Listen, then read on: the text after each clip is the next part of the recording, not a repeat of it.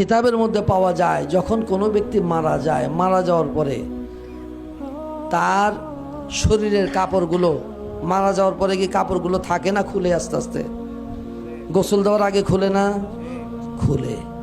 এই কাপড়গুলো খোলার পরে থেকে নিয়ে ঠিক একদম আপনার কাফন করানোর পূর্ব পর্যন্ত এই অল্প সময়ের মধ্যে সে নেককার যদি হয় তাহলে নেক জায়গাগুলো, জান্নাত সেই জায়গাগুলো দেখাইয়া তাকে আবার তার জায়গায় নিয়ে আসবে। সুবহানাল্লাহ।